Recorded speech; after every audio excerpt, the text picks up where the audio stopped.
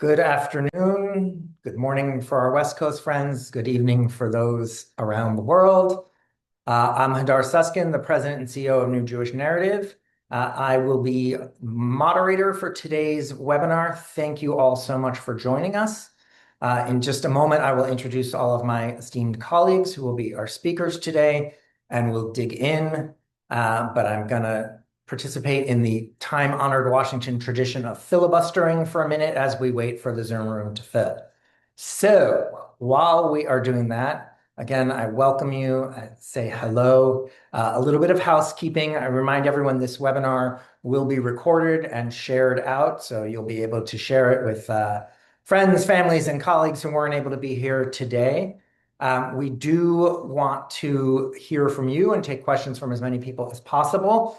I urge you to use the Q&A function at the bottom of the screen for that, not the chat, not hand raising, not anything else. If you want to get a question in, please post it in the Q&A, and we will get to as many of those as we possibly can. As always, please keep it focused on the topic. As you know, we are here today to discuss a very serious and very intense topic. So while there are always other things to cover and always other things that are relevant, let's try and keep it focused there. So again, hello, welcome. I'm Hadar Susskind from New Jewish Narrative. Thank you all for joining us here today. Thank you for my colleagues for being here. I will briefly, before actually I hit our speakers today, want to thank our co-sponsoring organizations that include Aleph, L'Chaim, Jews Against the Death Penalty, the New Jewish Narrative, New Israel Fund, J Street, Shira, Partners for Progressive Israel, Rabbis for Human Rights, Reconstruction Judaism, and Small M&E USA. So thank you to all the organizations for co-sponsoring this event, and thank you to everybody from around the world who's joining us. With that, I want to go ahead and introduce my colleagues who will be speaking today. First will be Bentzi Soroka. Bentzi is the policy director at the Israeli think tank Zulat. Zulat, in case any of you are not familiar, is a relatively new think tank founded and headed by former Meretz head Zahava Galon. And they focus on protecting human rights, fighting all forms of exclusion and discrimination, and steering Israel toward democracy, freedom, and equality, all things which we could use a great deal more of. I'm also pleased to be joined by Shira ben Sasson-Furstenberg, who is the Israel director for the New Israel Fund, and of course, Rabbi Jill Jacobs, the CEO of Shira, the Rabbinic Call for Human Rights. So we are here today to talk about the death penalty bill that is being considered in Israel right now. That's maybe the first time that I've referred to it without calling it the hideous racist death penalty bill that is being considered in Israel right now, because it really is both of those things. And we're going to dig in. We're going to learn more about it. We're going to start off in just a moment by hearing from Bentzi, who's going to walk us through the details of the bill, the content, what's happening, and what's going on in the political process. And then we will hear from Shira and then Jill as we expand from that point and really think about, what is the fact that this is happening now telling us about Israeli political reality, about Israeli society, and then how are we as Jews in the United States engaging around this, reflecting on this as well. So with that, I am going to stop rambling and I'm going to say, Bentzi, please come on in, unmute, join us, and let's start with the fundamentals. Walk us through what this bill actually says. What's in here? Yeah, will do. First of all, I just want to start real quick and say thank you to all of you for organizing this and for joining us. It's been a rough few years here in Israel. It's been pretty bleak, and I know that this government also doesn't make it easy for you guys to stay engaged. And so the fact that you still are, it means a lot. So I just want to start with that and say thank you. All right, so 30 seconds of history on the bill. Israel technically has a death penalty, right? But it's very, very narrow. It's specifically for Nazis. Eichmann's the only time it's ever been used. So that's what exists for now. Technically, we also have a death penalty in the military courts in the West Bank under very specific conditions, but in practice, that doesn't actually happen.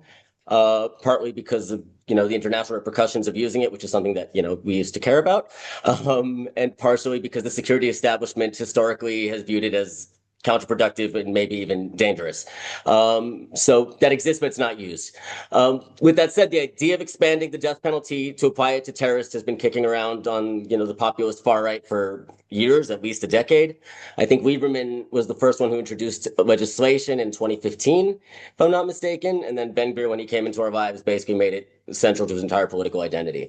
But these bills were always more like for, to grab headlines as opposed to serious attempts at legislation. That changed with everything else after October 7th, I think. All of a sudden, there was a political window, right? A traumatized society, much less sympathy towards Palestinians, and even more so when it came to Palestinian terrorists. The opposition was terrified of being labeled, soft on terror. So all of a sudden, it created this political opportunity, and they seized it, and they started pushing for the legislation for real this time. So the way the bill is structured is it's in two parts. Lieberman is behind one of the bills, Lieberman's party, and the other, and Ben-Gvir's party, and they took two bills and they sort of mashed them together in the committee. And it's built in two parts. One for within Israel's borders proper, and the other for the West Bank. And if we zoom out for just a second, that's significant in and of itself, because that means that it's sort of Lieberman, Avigdor Lieberman is the head of Israel Beitenu party. It's a far-right secular party, used to sit in Bibi's coalition with him. Then they kind of had a personal falling out, so he's part of the opposition with us technically, but in practice, he's very much on the right. And Ben-Gvir, I'm sure most of you are familiar with him. He's a Jewish supremacist fascist. So the bill itself. So as I was saying, because it legislates both within Israel itself and the West Bank. There's an annexationist element to it. That's something we should be aware of, because the Knesset is not supposed to legislate within the West Bank because it's technically a temporary occupation, right? Formally, what the bill does is it tells the military commander, to amend the military orders there, but that's honestly just legislation with extra steps. So that's something and it's something that the government's flirted with doing before, but never this directly and never on an issue this dramatic. So something to keep in mind, separate from the bill itself.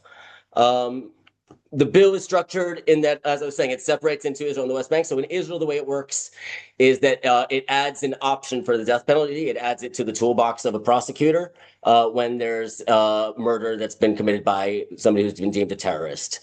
Originally, it was supposed to be a mandatory death penalty, and it was worded in a way that it would only apply to Arabs. I think the direct quote was, anyone who acts with the aim of harming the state of Israel and the resurrection of the Jewish people in the land. So that's very obvious what that's aiming for. The legal advisor to the committee was like, you can't do that. So eventually they had to soften that language a little bit. And so now it's not mandatory within Israel, but it becomes an option on the table. But what it still remains in the bill, even after they so-called softened it, is that it still it doesn't distinguish between perpetrators, but it does distinguish between the victims, because the death penalty would only apply when the act is committed with the purpose of harming a citizen or resident of Israel. So that does capture both Palestinian citizens of Israel and Jews, but it does not capture Palestinians in the West Bank. So the death penalty would not apply if a terrorist attacks Palestinians. They did a lot of work within the committee. I sat in all these committee meetings, and they did every possible thing they could do to try to make it apply to as many Arabs as possible and to as few Jews. This is the best that they could come up with. So that's within Israel proper. And then the second half, as we were saying, is within the West Bank. And as usual, with the West Bank, it's worse there. What they did is the wording there says that it would apply to anyone, to any terrorist attack who resides in the West Bank, except a resident of an Israeli settlement in the area.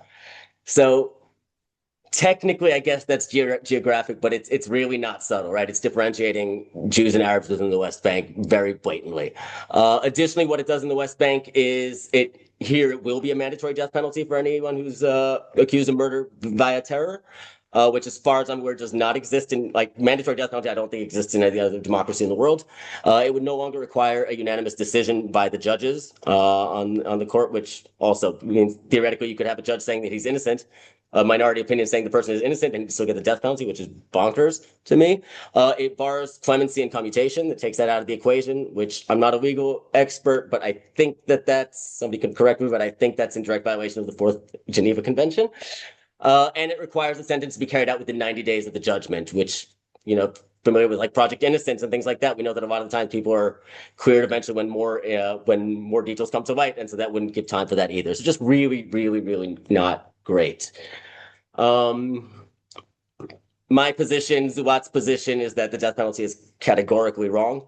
And we reject it in any shape or form. Also, just legislating the death penalty as deterrence against terrorists who assume they're going to die anyway is just dumb policy. But even if you put all this aside and you think that there is some kind of argument to be made for it, I think this specific version of the legislation is just absolutely undefensible because, again, it blatantly differentiates on ethnic grounds. It would apply a mandatory death penalty for Palestinian terrorists and not for Jewish ones. And to be clear, obviously, I don't want Jewish terrorists put to death either, but differentiating between the two is just straight up Kahanism, right? It's Jewish supremacy. When we do lobbying work in the Knesset, so like now zooming into where we're at in the Knesset, when we do lobbying work, there's always a question, especially with this current coalition and government and political climate, there's always a question of whether we try to work with the coalition to try to soften the bill or whether we just go scorched earth. Here, there was no such debate. It was pretty clear to us from the beginning that we had to go all in and aggressively as possible against this, even if it meant burning bridges. This is the policy paper that we submitted to all 120 MKs. It's not subtle. We've coined the frame there, death penalty for Arabs bill. We sort of put that framing.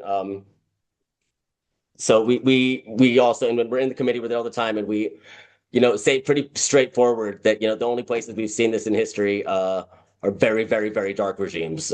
That's a lot of times that's when we get thrown out of the committee. They don't love it, but we just get kind of all in on that. Bentzi,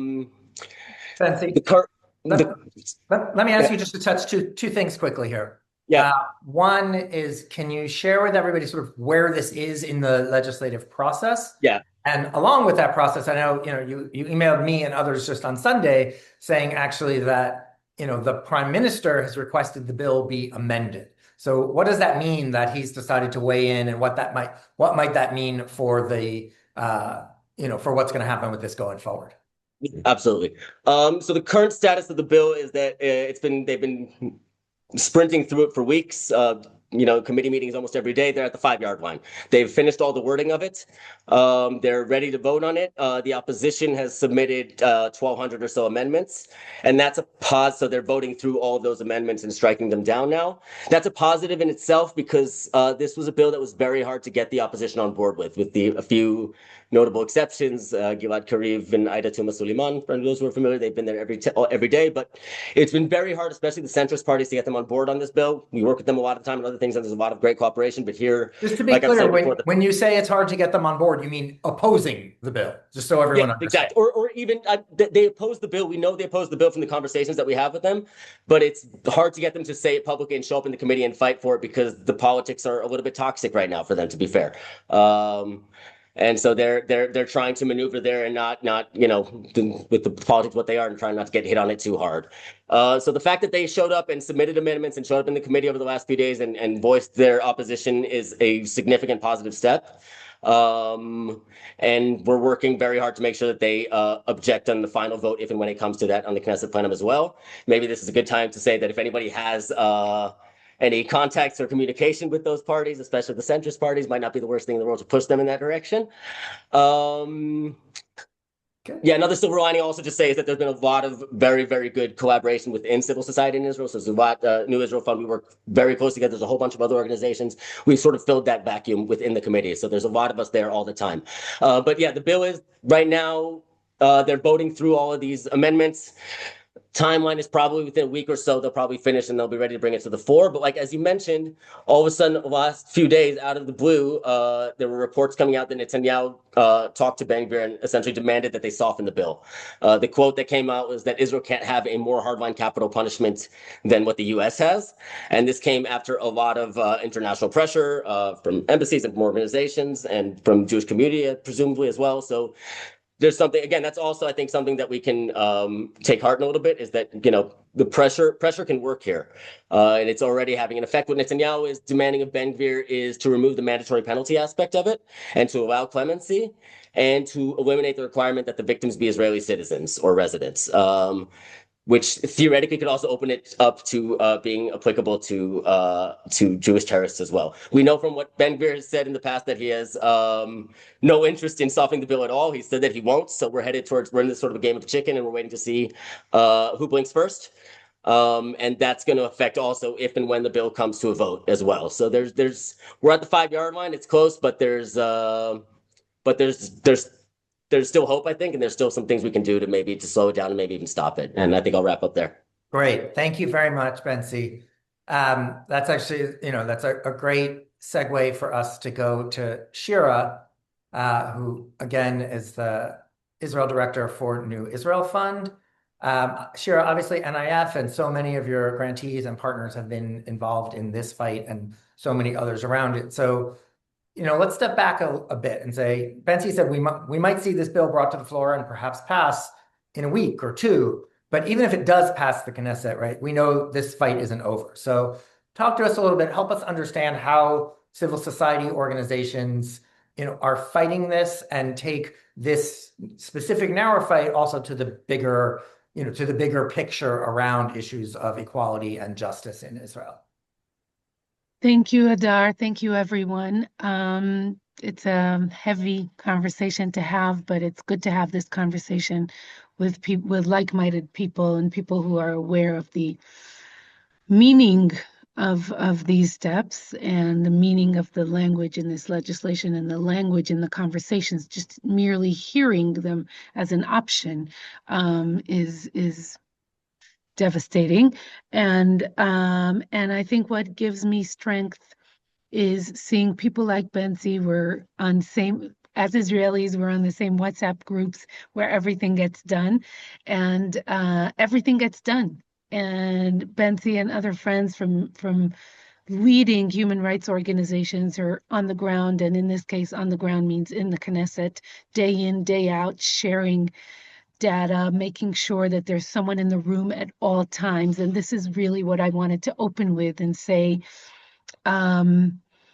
we are fighting in so many fronts in the area of the anti-democratic legislation and this death penalty for Arabs, or death penalty in general legislation, is just one in this big package of the democratic backsliding that we're experiencing in Israel and is not foreign to you wherever you are in the US at the moment.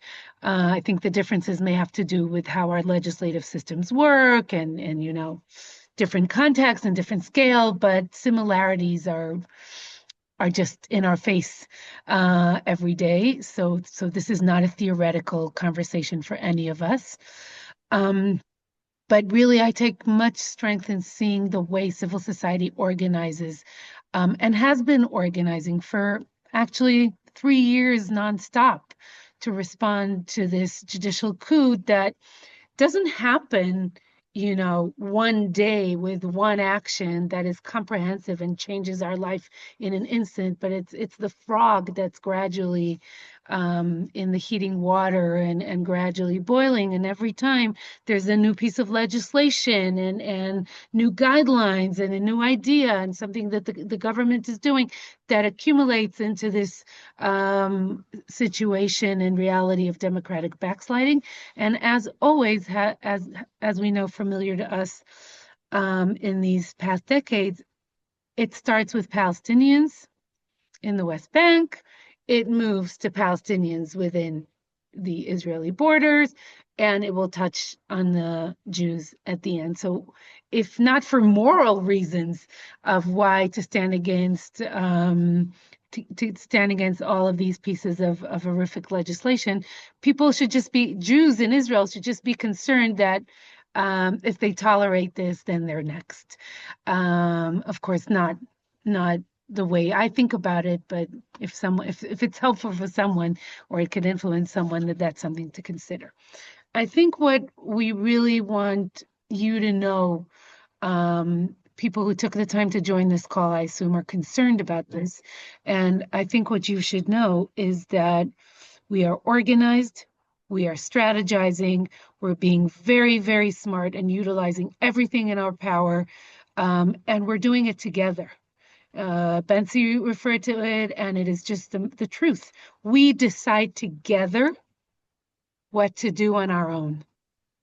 We plan, we strategize, we make sure that we have all bases covered, and we choose who speaks to which MKs, who speaks to which parties, who works with which media outlets, who is in touch with embassies when it pertains to foreign countries. We really divide and make sure that we are strategic about the way we approach all of these pieces of legislation.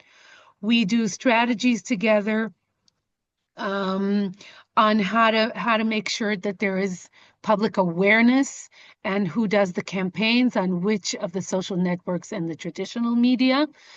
And we see the work on the death penalty as I said before, in the general context of democratic backsliding, part of our work on freedom of expression, freedom of protest, the way civil society is being impacted, the way our free media is being impacted, you know, and it's not something that is a standalone piece.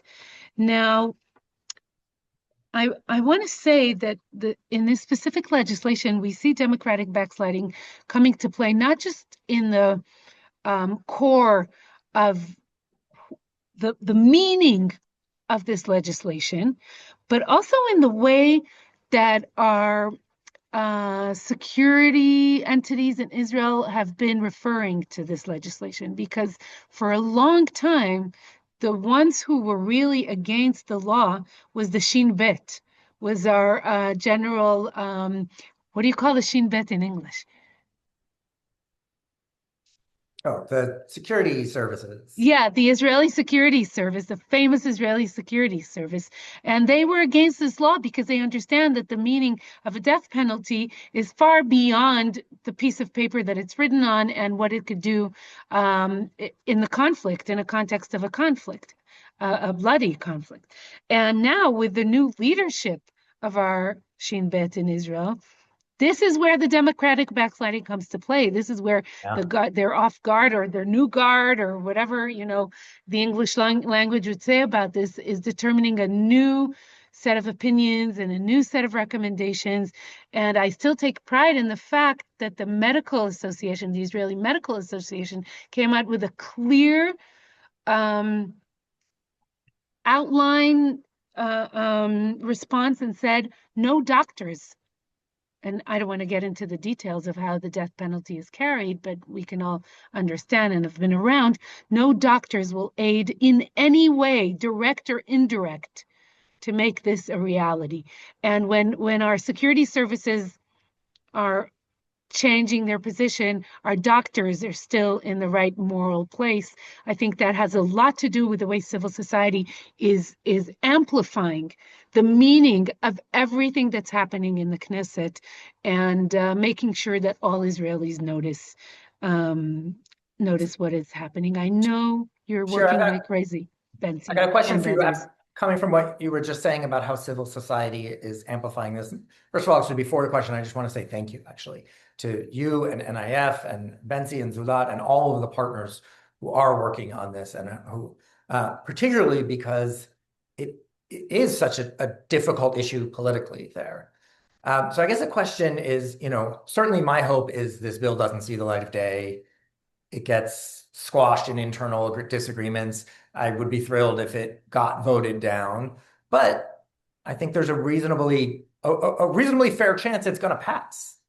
And so I guess my question for you, I mean, again, I'd be really happy to be wrong, but I think it's at least an option that it's going to pass. So my question for you is, what happens? What do you and your coalition do the day after that if it does pass? So the use of the term coalition is sometimes, confusing.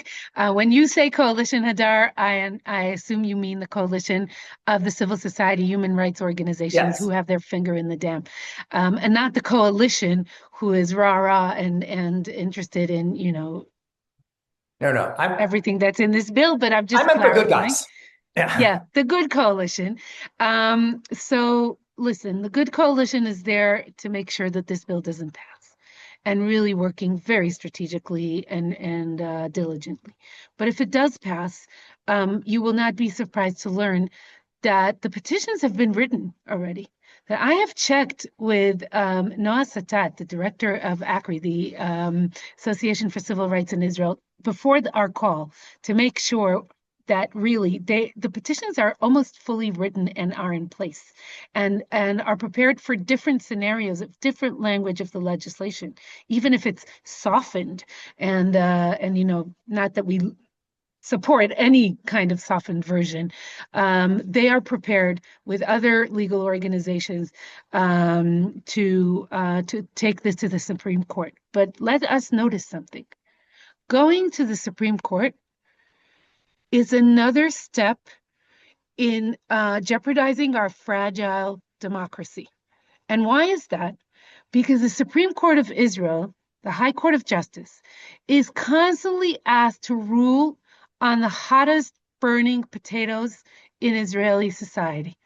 And all of the most challenging questions that tear Israeli society from within can't be decided by the Knesset, although they have the best majority they could have ever had. And for some reason, for close to 4 years already, they have a full-on right-wing government, but every time they have to rule on a law that we find appalling, and they know that many Israelis disagree with and have been promising to legislate, for some reason, all of the pieces of their judicial coup have mostly not been legislated, and they much rather weaken the Supreme Court by asking the Supreme Court to rule on the most divisive issues in Israeli society. And so my answer to you, Hadar, is yes, there is work on the way to make sure that we have the second stage of post legislation, although hoping it doesn't happen and not in a full version or softened version or any version of this law. But were it to pass, our legal partners in the civil society organizations who do legal advocacy are already prepared. And everybody pay attention that sending it to the court is another way to have the Knesset not do what it promised its right-wing voters it would do, and to make sure that they don't have to rule on the most difficult things. The chestnuts in the fire will have to be taken out by the Supreme Court judges. So that's definitely an option. Great. Shira, thank you so much for sharing with us. And again, more importantly, for all the work you're doing. With that, Jill, I want to come to you. And, before I hand it over, I want to say, I said at the beginning of this, right, I refer to this as the hideous racist bill. It is clearly both of those things. I stand with Bentzi and what he said too, that, and we'll get to this because there are questions in the Q&A about who it applies to. What if it applied to Jews? I would say this: I'm opposed to the death penalty overall in Israel, in the occupied territories, in the United States, or anywhere else. We've heard about the policy, we've heard about the politics. But Jill, I want to ask you, right? Like, this isn't just a legal issue. It's not just a political issue. It's a deep moral question. And how do you think about that? And how do you think we as American Jews should be thinking about that? Thank you. Well, I want to start off by saying that the death penalty is morally wrong, always, no matter who it applies to. Clearly, in this case, there's also the added racist element, which is also familiar, though not legally in place in the United States. Practically, that is the situation. So I'll talk about that in a second. But I want to talk for a minute about the death penalty in Judaism, which is a huge subject that books and books have been written on. But I'll just say a few words. So the death penalty does exist technically on the books in Jewish law. It comes out of the Torah. One of the very first laws that we get is in Bereshit, in Genesis, shofech dam ha'adam ba'adam damo yishafech, that if somebody spills the blood of another person, their blood, the blood of the perpetrator, is also to be spilled. That is capital punishment, because human beings are created b'tselem Elohim. And right there in that very verse, there is a contradiction, because the reason that we take the death, the murder of a person so seriously is because a human being is created B'Tselem Elohim, in the image of God. So when a person is killed, it's as if you are killing either a reflection or a somebody who is in some ways an extension or a reflection of God, that you're essentially taking some divinity out of the world. And so the response has to be really serious. It's the worst crime that can be created. But of course, the paradox there is that the response to one person, one Tselem Elohim being removed from the world is now to remove a second one. So now we're down, 2 drops of divinity instead of one. So there's a paradox there, and the rabbis of the Talmud are very uncomfortable with this, which leads them to put many, many blocks in actually carrying out capital punishment. So yes, it continues to exist, and they spend a lot of time talking about which mode of capital punishment you use in which case, etc. But they also make it so that you effectively can't ever use it. Their standard of evidence is not beyond a reasonable doubt, but actually beyond any possible doubt. And so they say things like, you have to have 2 witnesses, they have to be eyewitnesses, they can't be related to each other or to any of the people involved.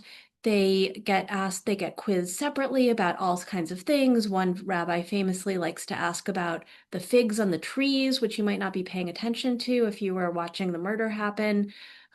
You have to give warning to the person before they commit this murder, this act, that they're going to be liable for capital punishment. So many, many guardrails that make sure that it basically never can be used. And very famously, there's a line that basically gets quoted all the time, where whenever you're talking about capital punishment, where the Mishnah says, the earliest a layer of the Talmud says that a court that killed one person in 7 years would be considered destructive, and then another rabbi comes in and says 1 in 70 years would be considered destructive, and then a couple other rabbis show up and they say, well, if we were in that court, then we never would have killed anybody, we never would have carried out capital punishment.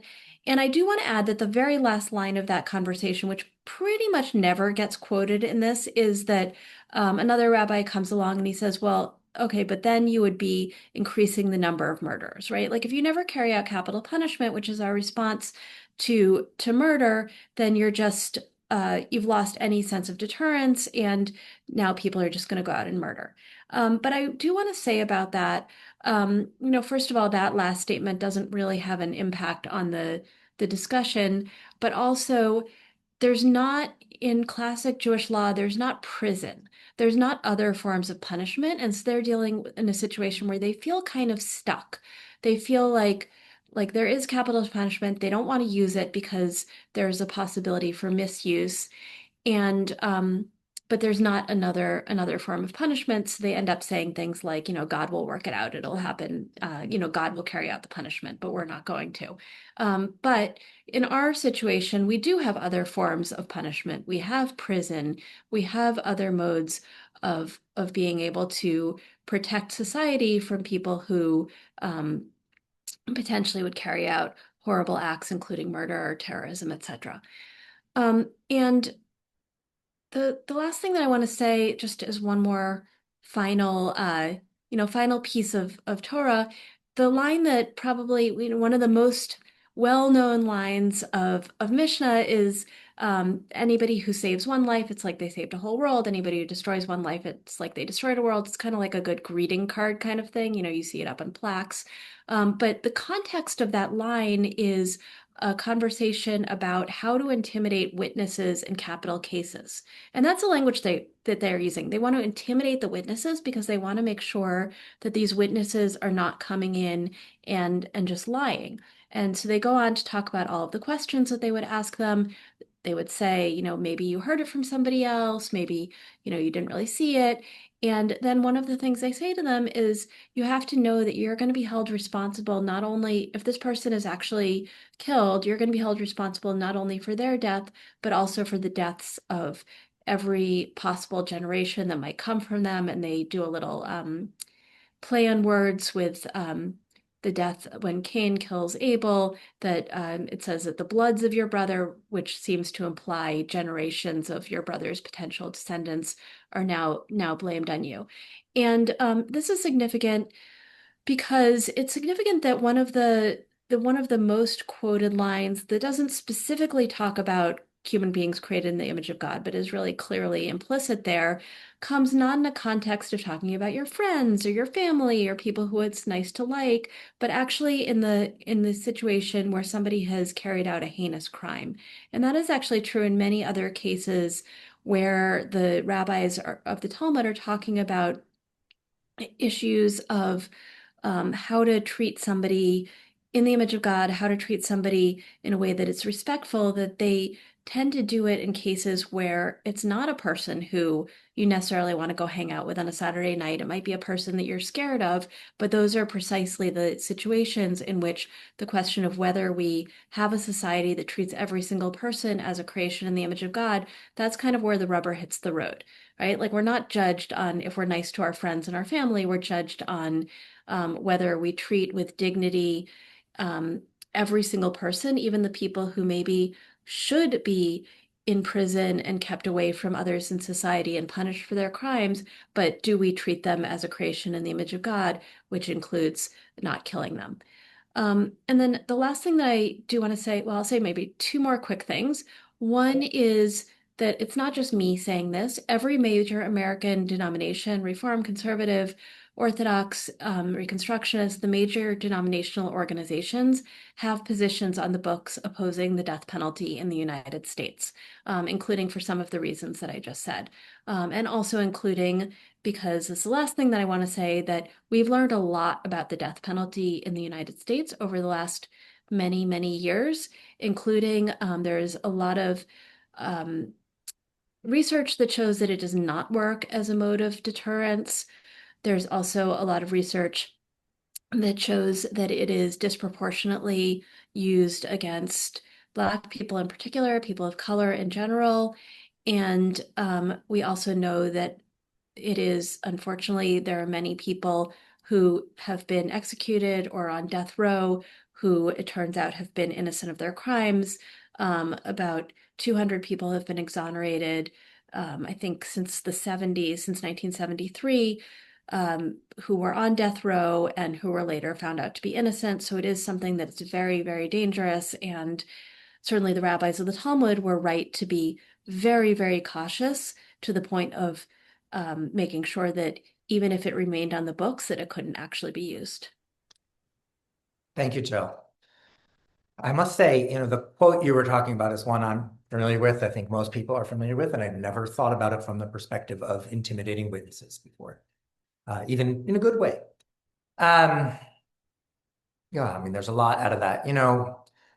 The thing I want to ask you, I think, is this, and it's sort of a gigantic question, so apologies, but you and I both spend our time literally and mentally kind of going back between the work in our American Jewish community and our American political space and Israel and the community and the politics there. This bill, I think, is one example of sort of the stark racism that is so prevalent in the moment in Israeli politics. We know that we are dealing with, unfortunately, very similar things here in the US. Our own outrageous racists in government, ICE, and all of its activities around there. How do you think about those things? How do we, first of all, we kind of make room to engage around all of those? And how do you think about the connection between, not the literal, are the consultants working on both sides, but the connection between the values, morals, lack thereof, that we're seeing, unfortunately, in these predominant roles in both the US and Israel right now? Thanks. I do want to say, just because when you said it back to me, I realized that intimidating witnesses sounds very bad in English. I know you meant it as a good. So I just want to be really clear that the witnesses are only coming for the prosecution, and they're eyewitnesses who are coming for the purpose of getting this person convicted of a capital crime. And that's why you're not intimidating them like to try to mess with the law. You're trying to make sure that they're not lying. Okay, understood. Sorry. And that's actually why it was eye-opening, because normally when you think of intimidating witnesses, you think of that as a negative, and you're actually talking about applying like stringent guidelines to the witnesses. Yeah, But sorry. It's something that sounds good in Hebrew and sounds very bad in English. no, no. Okay. But maybe we can study that Mishnah together sometime. It'd be fun. So in terms of our attention, so first of all, it's clear that autocracies and places that are driven by racism across the world are using the same playbook. We're seeing this also in the United States, where capital punishment, the use of capital punishment has dropped. There's very few states that are actually using it. President Biden put a freeze on the federal death penalty, but President Trump has been encouraging it with the impact that a number of the states that are more where the leadership is more aligned with him have been increasing their use of capital punishment over the last couple of years, and that is very scary. In terms of where our attention is as American Jews, we are obviously pulled in many different directions, and I can't tell any one person where to put their brain power and their energy, but what I can say is that what's happening in both countries is it's not divorced from each other. Obviously, what happens in Israel also affects us over here as American Jews. And also would say that, certainly I'll speak very personally for me as a rabbi, as a Jew, somebody who cares deeply about Israel.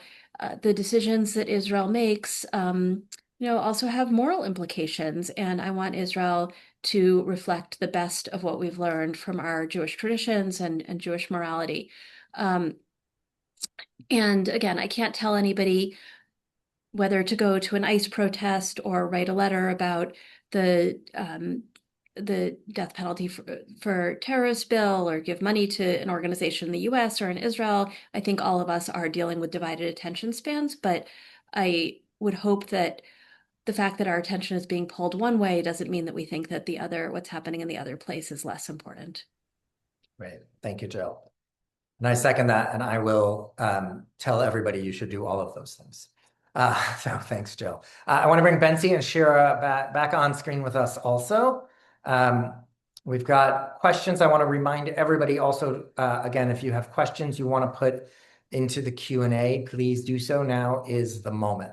So I'm going to pull from some of the things that folks have asked already and consolidate a few of these and really open it up to the three of you, both to answer what I'm about to ask you now, but also if you want to respond to each other a little bit. I know sometimes that kicks things off. So one sort of simple question, which is probably, I assume, Bentzi, is a question about East Jerusalem and how the government or how the bill is treating East Jerusalem under this. Presumably because Israel annexed to East Jerusalem, according to the Israeli law, it counts as within Israel proper. So what we said that applies within Israel proper would apply here. So the death penalty would be an option on the table, and it would apply. It would apply the way it does in Israel, not in the West Bank. Yeah. So I think the question I'll throw out to you is more about the response overall. I mean, you talked a little bit, both Bentzi and Shira, about how hard it has been to get people to speak up against this, both people in the Knesset, but also more broadly. And so I guess my question to you is like, what kind of attention and response is this getting in Israeli public, both Israeli Jewish and Palestinian? And is there any public outcry against this? What's that looking like? Bentzi, Shira. Yeah, I can take it first. I think it is important to say that, I was saying how hard it was to get the opposition on board, but it's not that you have a huge, massive public or even political support for it either. It's sort of a Ben-Gvir passion project that he's been pushing for a long time, and he has the leeway to kind of push it through right now. But you sit in the committee, and it's, there's 2 or 3 Knesset members there from the coalition and from the opposition. They're from Ben-Gvir's party. So it's not getting a lot of coverage. I think part of it is just people are swamped and just after 3 years of this stuff and after, and especially after October 7th and the whole war, people are exhausted. They're less tapped in than they were, I think, at the beginning when the judicial coup started. So you're not hearing a lot of it in either direction. I've seen polling in different places saying there's more support, less support, but it's not that there's some kind of massive public support for this thing. It's hard to get people to care, I think, is more what it is. I think there's just exhaustion and an apathy, I think, more than anything. So I don't disagree with Bentzi. I think we're exhausted. We're fighting so many fronts simultaneously, and it's probably part of the way that it's going. They're trying to exhaust us. And again, it's ridiculous. They have all the government and majority they need in place. And the fact that we keep standing up for everything we believe in is just amazing success of activists like Bentzi and others of the work that civil society is doing in slowing down these processes because they're at us just constantly, and it's just wow, it really is exhausting. So kol hakavod us, I'm telling you. But also, I saw a petition, and we get a lot of petitions, okay? It's been petitioning years here.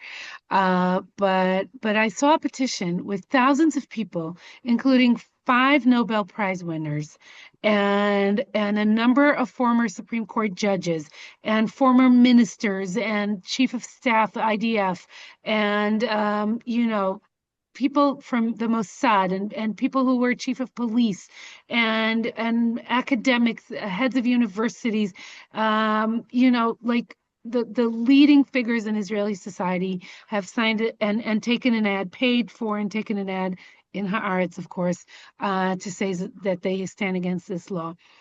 And you didn't ask Hadar, but really listening to Bentzi and contemplating and preparing for this meeting and in the prep call we did a while back, just to understand the meaning of this bill if it's implemented is really, I'm going to really simplify it, but let's just imagine a situation where there's a commander in the IDF, and it could be any level commander, even very low ranking commander on the ground anywhere in the occupied territories, deciding that someone performed a nationally motivated murder. And of course, anything a Palestinian does in Israel is considered nationally motivated. Any kind of crime is considered nationally motivated. So someone were to decide that a Palestinian conducted a nationally motivated murder, and then a military judge in the military court was to decide, and this is all a closed system, yes, was to decide that this was true and was to rule a mandatory death penalty to be carried out within 90 days with no possibility of clemency, then that's how simple it is. That is how simple it is. Someone was to decide that this is created on a national motivation background, someone to approve that this is how it happened, someone to make the mandatory ruling, and someone to implement it within 90 days. It's like too easy, too easy. And I think that's why we all feel that this bill stands against everything we believe in.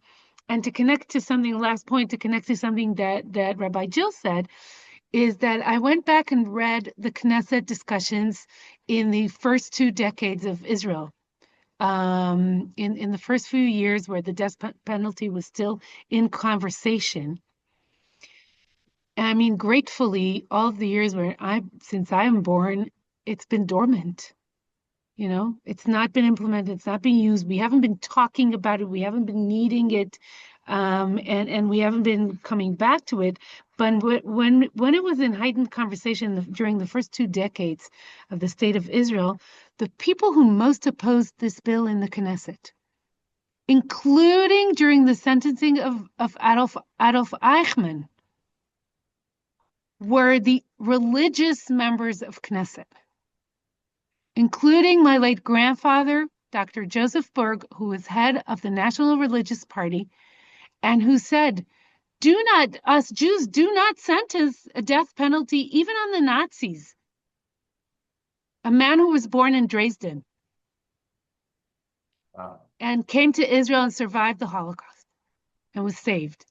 So, I mean, I feel, an obligation to carry out the message of these members of all of the religious members of the Knessets in the first 2 decades. Not all, but many were against this bill. Why do we have to wake it up? Why do we have to come back to it? Why do we have to, use it to cover for our trauma from October 7th and use it to feel strong, or I don't know what, that's what's troubling me the most. So I want to ask a different thing, but I have to just follow up on that for a second. I mean, that's very powerful. Just the technical question of the religious parties are, of course, mostly in the government coalition right now. There have been a couple of people who have asked about this, especially if the language is softened, so to speak, or changed so to take away the discriminatory element and did include the possibility of death penalty against Jews as well. Do we know if that would change that? Where are the religious parties? Do we think that would change it? I can say that it's something that we're aware of, and we're very much it's in our back pocket for if that does change. Those arguments are ready to be made, and we're in constant communication with the ultra orthodox parties as well. We know that they're less gung ho about this than like Ben-Gvir and Smotrich might be. We're aware of all of that, and we're sort of but currently they are supporting it, correct?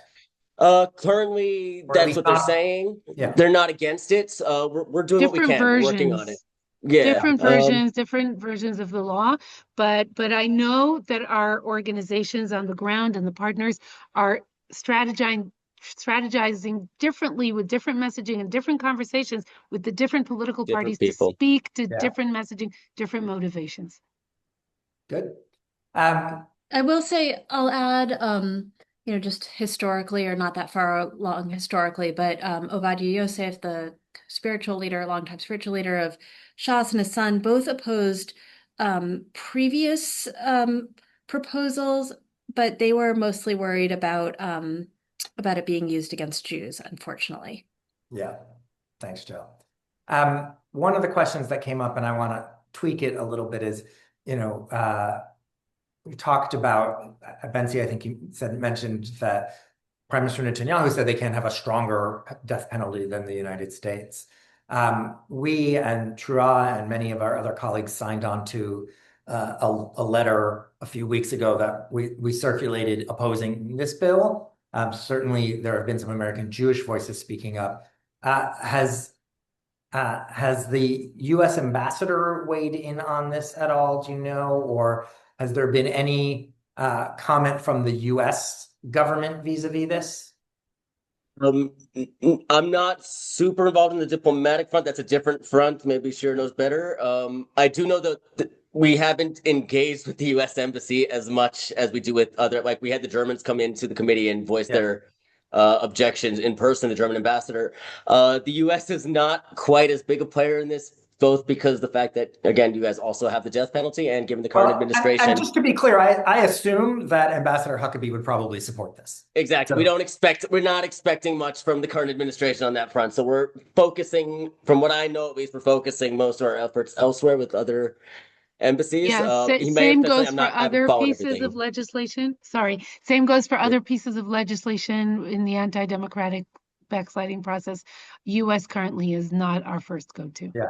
So the follow-up on this, though, is, and I'm going to read it because somebody wrote a good question here. And to what degree does this bill, even in its revised form, entrench an unequal legal system over Palestinians in the occupied territories that could accurately be described as legal apartheid? And here's the real question part.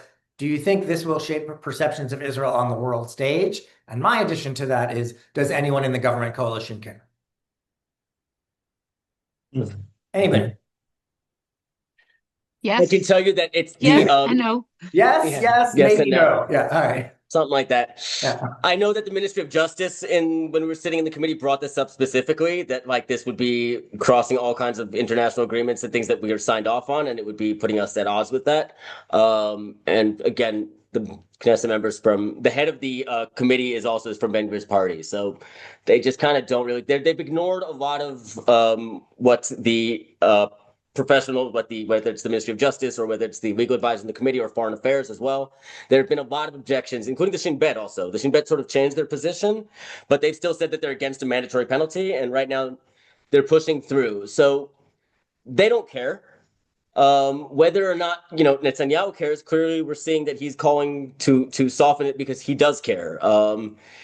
Bibi's sort of happy to let everyone do their thing as long as he stays in power, unless there's enough pressure from somewhere else. So that's where, again, I think the pressure plays a role here, because Bibi's aware of it and he does care, even if Ben-Gvir does not have even the capacity to look that far, and doesn't care even if he could. Yeah, and then I think, again, the other part is that I really don't see the courts, like, maybe Shira can talk about this more, but I don't see, like, we've spent the last 3 years, fighting both in the Knesset and in the streets, getting our butts kicked so that the Supreme Court would remain, and the Supreme Court's still there, and I really don't see a world where they can allow this to pass exactly because of that. Because, again, this is literally changing the wall within the West Bank. That's not, like, at something so dramatic. I don't see it stand. I could be wrong. I don't see it standing. So we've got a little bit more time. I want to throw one more question kind of out to the three of you. Again, we've focused a lot on the details and the function of this bill, but I think we're all in agreement that this bill is, a symptom of the broader problems of the challenges to democracy and the racism inherent in this government. I guess the question is, if this does get stopped,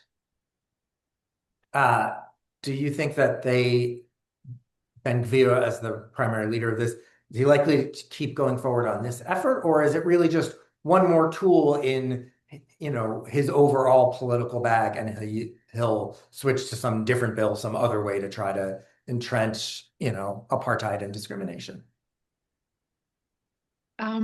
So I think it's part of a big process. And if it's not this, it's another one. And it's not if it's not. There's a lot on their table right now.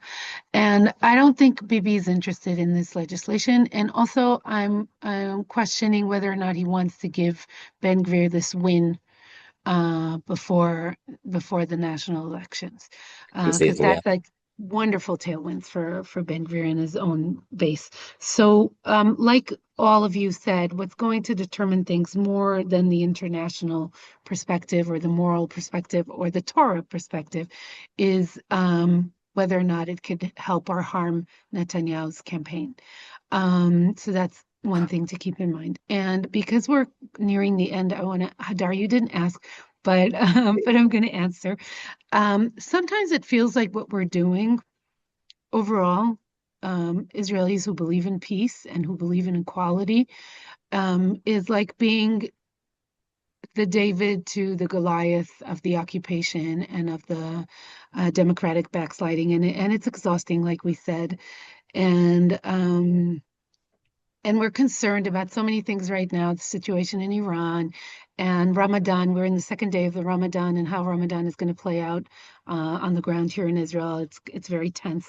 And I want to show you something, because I was in the Jordan Valley today with a visit of NIF board members and staff led by Yehuda Shaul, who many of you might know and appreciate. And we visited the demolished village of a shepherd's community. It's called Maharajat. It's in the Jordan Valley, and walked into the ruined mosque. And these beautiful pieces of, I don't know what it was, like a sign or the wall. I can't even tell. I picked them up from the floor. They're burnt on one side and broken. And I don't know, it's just so difficult for us, and so much more difficult for Palestinians in Israel and in the West Bank. And therefore, all of us, I think, on this call, every single person on this call is just fully committed. And I don't know that I can always promise hope, but I can always promise strategy and commitment, and that's what we keep doing. So thank you.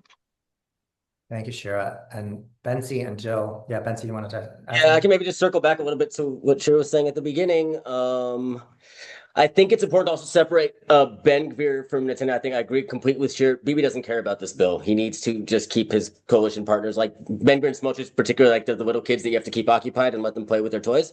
And that's what this is for Bibi. For Ben-Gvir, this is his build the wall. This is like what he's been running on since he entered politics. So he's going to push for this as hard as he can. And if he doesn't get it passed, I almost think in a way he might be pushing for this maximalist version of the bill because it's not such a bad outcome for him if it gets thrown out by the Supreme Court afterwards, because then he can run on it again. And then he can run on it even more. I need your votes even more so that I can get rid of the Supreme Court and finally pass the bill. So he's not going to give up on this. But I think, again, he's not really, at the end of the day, the pressure is on Netanyahu, and he is susceptible to that because everything else for Netanyahu is downstream of him staying in control and winning the next election. So, which means that you're someone that you can, he's not an ideological player. The pressure can work. Great. Thank you. Thank you. Jill?